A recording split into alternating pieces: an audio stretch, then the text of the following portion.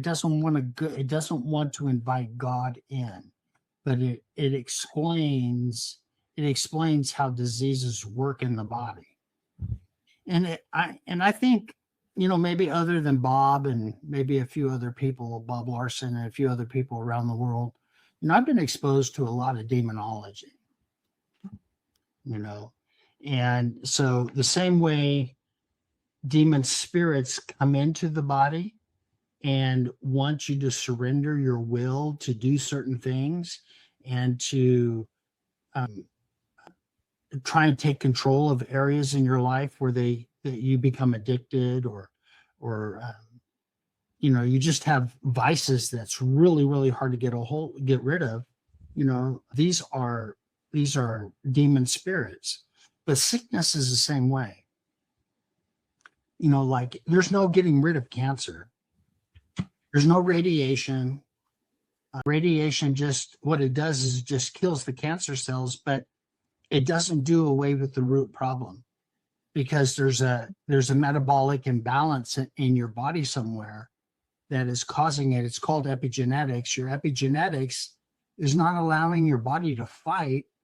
So it works against the cancer or the precancer cells, or the cells that are designed to do away with cancer in your body and to keep you cancer free and never ever have it.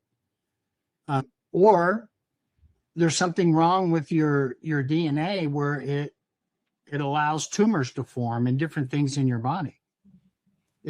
Medicine is proving that these are spiritual dynamics, and basically it's a spirit of infirmity. Cancer is a spirit of infirmity. There's no other explanation for it. If you're biblically sound and you understand, you've really gone through the Bible, like I have over the last 5 years because of Hannah. And by the way, we have a great report with Hannah. Like, did we get that report last week? Oh, it doesn't matter. I'll say it every show. I can't remember if we shared. Did we share with you guys about Hannah? And I think maybe we did. Yeah, the doctor looked at her. The doctor looked at her labs real quick. The doctor looked at her labs and said, "I don't know why these other doctors," because she's gone to adult care now, and we went to UT Southwestern, which is one of the best hospitals in the Dallas-Fort Worth area. And they go, "I don't know why she hasn't weaned you off medication and weaned you off all this stuff, So this doctor here is being exactly what Lee and I have been praying for." Oh, I do remember we did talk about it, James. Yeah, we're on. Yes, no. We shared with them. Yes, I remember. Yeah. It's. Do we have any questions? No, but I do want to say. Okay, so Patty's talking. Patty's praying for Brian. In January, he had flu, COVID, which attacked his heart rather than the lungs. At the time of the attack, he had about 15% output, and it affected his A1C. Okay, well, that is a medical thing, Patty. If he was pre-diabetic, Brian's on. It's Brian's wife. Yeah, I understand. Okay. I understand. I got the. You're driving, by the way. So the point is there was preconditions in the body that affected. Maybe your vitamin level was down, your potassium, your calcium, your magnesium, your zinc, the things that maybe your immune system was weak. Only a blood test will tell you where you were. I had a blood test the other day, and they gave me potassium to get my potassium level back up. So if you guys are gonna let us know if you're gonna hang out, and you know what, will you guys send us an email to that email address, and we'll get you another prayer for this specific. Yeah, put it up on the screen again. Which one? Yeah. So my point is COVID. Now let me just talk about the flu and COVID. Okay, so I remember living in Waco, as Nimmer would testify to. I was in Waco. I was sick.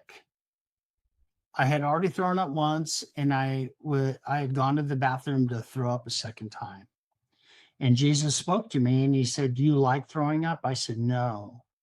And he says, why don't you command that spirit of infirmity to leave you?" And I did, and it left. And what the Lord told me is, it's there to make you sick, not to possess the body. It's there to inflict. That's COVID. COVID inflicts. And and sometimes you have to be very careful about this. One thing I've learned about COVID is it can leave spiritual roots for it to fester in your body. In other words, you could get it again.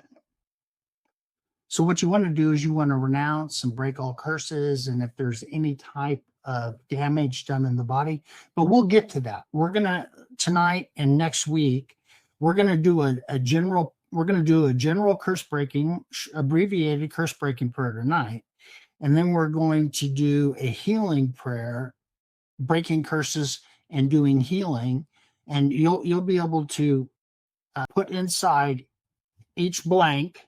When I say, okay, now put it in there, whatever you have. So prepare yourself for 4 or 5 things in your bloodline that you don't want. Right, Lee? That's right. Yes, Yeah. exactly. And we don't know how long we're going to keep doing this freedom from disease. We had talked about and mentioned to you guys about doing it on Fridays, but we're not quite ready to do Fridays. We've had some recent changes in our schedule, and so we're going to do some freedom from disease on here. We're thinking 4 or more episodes about freedom from disease.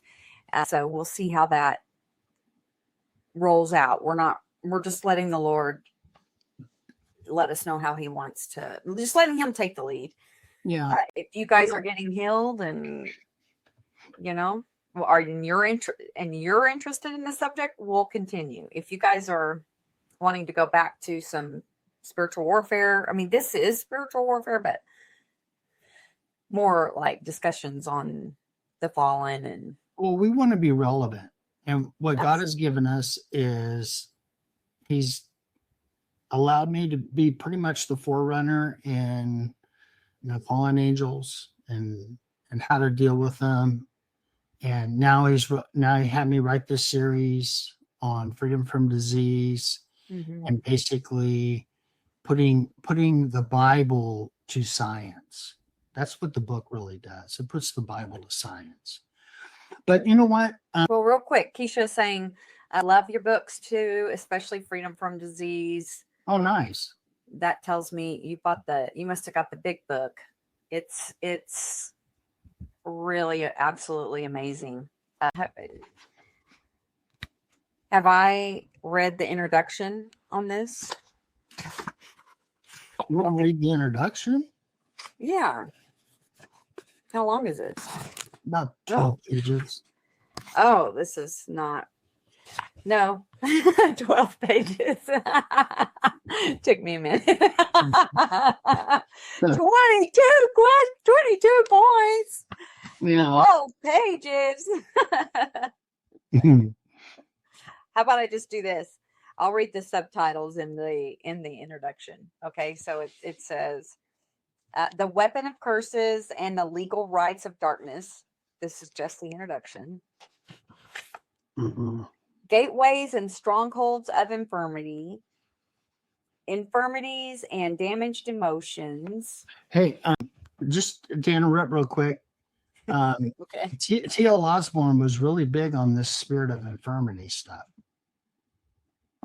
That it's a spirit. A spirit of infirmity is exactly a spirit, and he confirms what Wigglesworth would always say. Chronic diseases are spirits of infirmity, and they usually have bloodline right. Mm-hmm. So how about this? Yeah. Your granddaddy had diabetes, your dad had diabetes, and now you have diabetes. Mm-hmm. Uh, Okay. One, it's a curse, and two, it's a spirit of infirmity, and you cast it out. Mm-hmm. So why do children, like young children that haven't done anything, why do they suffer with like cancer and like Hannah's autoimmune? The Bible says the children's teeth are set on edge by the sins of the forefathers. Ezekiel 18:1 and 2, you know, and generational curses. Remember, it's always in the body. It has nothing to do. That's why a child can be deformed. Now, the point is, the book even explains from the very time that the egg and the sperm come together, there's life. And so there's curses in both of those, generational, and it explodes. And it goes to work. It goes to work according to the genetic code of the mom and dad. Now, this is science, but it's also very biblical because you pass on, sin entered the world. Let's go right out of Romans here. Sin entered the world, and because of that, all men sin. Because of the curse of sin. Sin is a curse.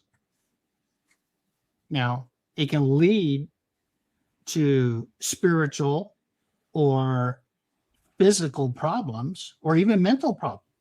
It affects all three parts of the body, sin. So Have you break a curse by renouncing it with your words? with words. Curses come because you either say or do something. Most. And the curse breaking prayers, do they have to be specific? Like They you have can't just say, I break the curse of cancer. Well, it's more than just that. It's kind of, I continue to go to bed. I've had supernatural encounters throughout where God really highlighted some very serious things, like the one lady, she's 39, and the demon of cancer came up and it said, I have her, I'm killing her, and I killed her grandmother at 30. This was one piece of the bigger picture. The next part is waiting for you. Click the video on screen and stay with us through the series. Subscribe now and you'll never miss a daily upload.